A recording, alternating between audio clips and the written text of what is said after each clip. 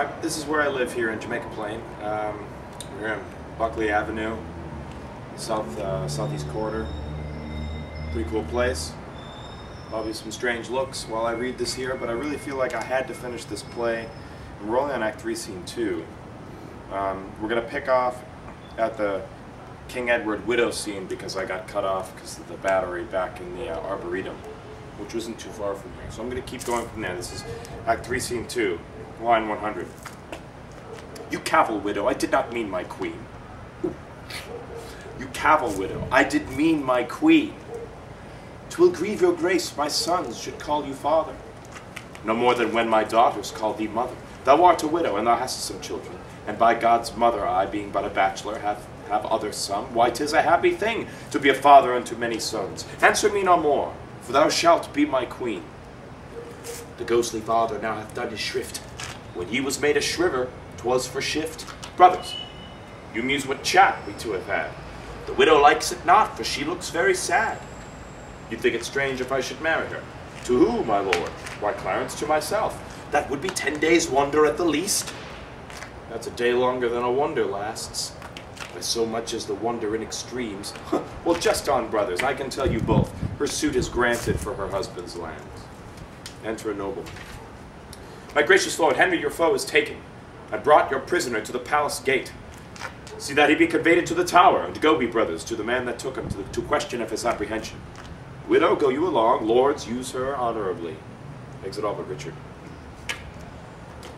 I, Edward, will use women honorably.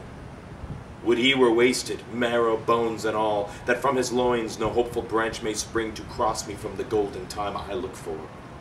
And yet between my soul's desire and me, the lustful Edward's title buried is Clarence, Henry, and his son young Edward, and all the unforelooked issue of their bodies to take their rooms ere I can place myself. A cold premeditation for my purpose. Why then I do but dream on sovereignty, like one that stands upon a promontory and spies a far-off shore where he would tread, wishing his foot were equal with his eye, and chides the sea that sunders him from thence, saying he'll lade it dry to have his way. So do I wish the crown, being so far off, and so I chide the means that keeps me from it, and so, as I say, I'll cut the causes off, flattering me with impossibilities. My eyes too quick, my heart o'erweens too much, unless my hand and strength could equal them.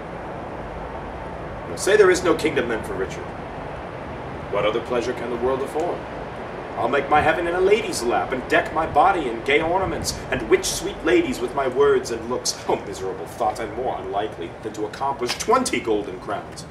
Why, love forswore me in my mother's womb, and for I should not deal in her soft laws, she did corrupt frail nature with some bribe, to shrink mine arm up like a withered shrub, to make an envious mountain on my back, where sits deformity to mock my body, to shape my legs of unequal size, to disproportion me in every part, like to a chaos or an unlicked bear whelp, that carries no impression like the dam.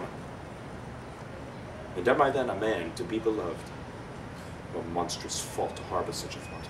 That since this earth affords no joy to me, but to command, to check, to overbear such as are of better person than myself, I'll make a heaven to dream upon the crown, and whiles I live to count this world but hell, until my misshapen trunk that bears this head be round and paled with a glorious crown. And yet I know not how to get the crown, for many lives stand between me and home. And I, like one lost in a thorny wood that rents the thorns and is rent with the thorns, seeking a way and straying from the way, not knowing how to find the open air, but toiling desperately to find it out, torment myself to catch the English crown. And from that torment I will free myself, or hew my way out with a bloody axe. Why, I can smile, and murder whiles I smile, and cry content to that which grieves my heart, and wet my cheeks with artificial tears, and frame my face to all occasions. I'll drown more sailors than the mermaid shall. I'll slay more gazers than the basilisk. I'll pray the orator as well as Nestor, deceive more slyly than Ulysses could, and like a Sinon take another Troy.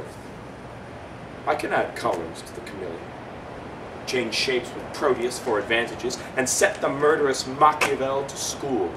Can I do this, and cannot get a crown? Tut, were it farther off, I'll pluck it down.